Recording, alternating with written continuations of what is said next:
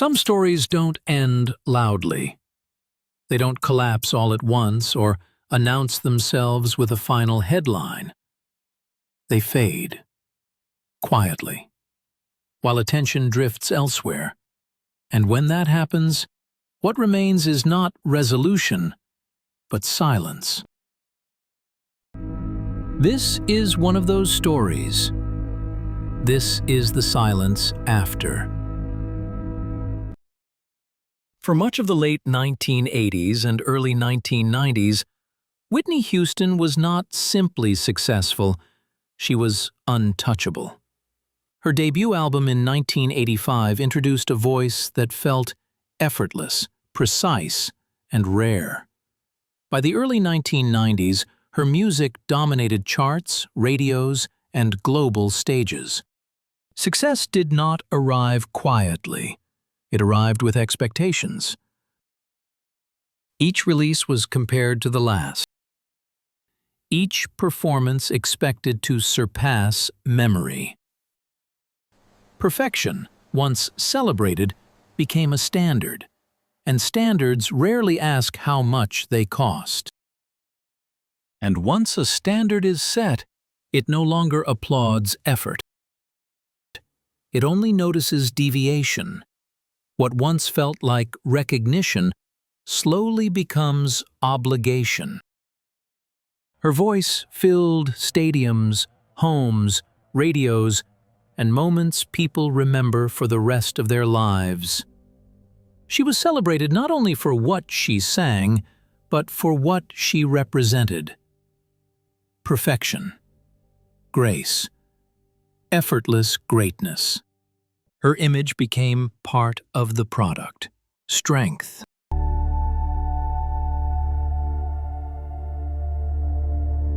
There was little room for contradiction, little space for visible struggle. When an image is sold so completely, it leaves little room for complexity. Vulnerability becomes risk, and struggle something to be hidden, not understood. And when someone is held at that height, the world pays close attention. Every move is watched, every note analyzed, every appearance discussed. Attention at first feels like care. But as the years passed, the tone began to change. It was subtle at first. Small mentions. Quiet concern.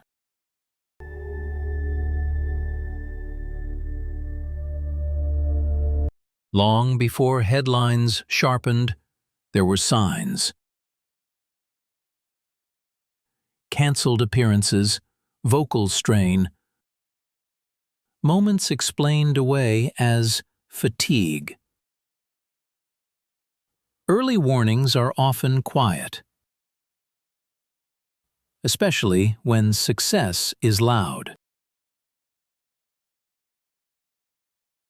Stories about exhaustion, about pressure, about struggles that did not fit the image people wanted to preserve. Concern entered the conversation. And for a while, it was genuine. As time moved forward, concern began to shift, slowly, almost unnoticed. The media became less patient. Coverage became sharper, less curious, more judgmental. Concern did not disappear. It transformed. Cameras stayed longer. Questions pressed harder. Moments once private became public property.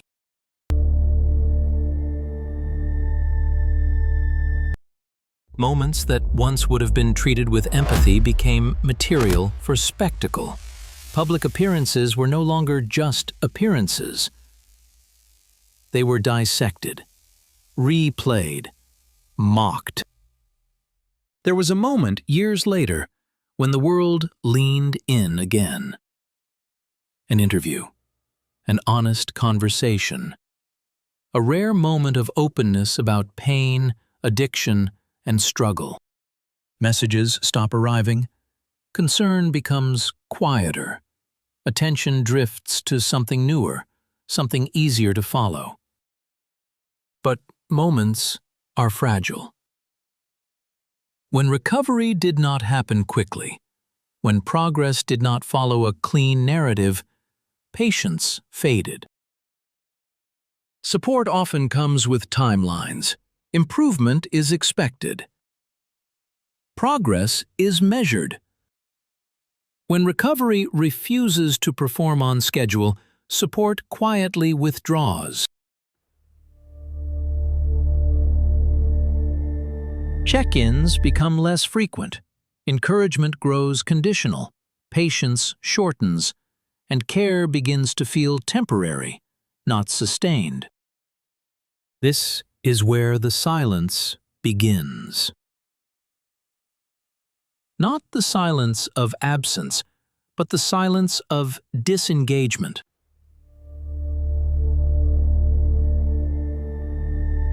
Coverage became thinner, less serious, more dismissive.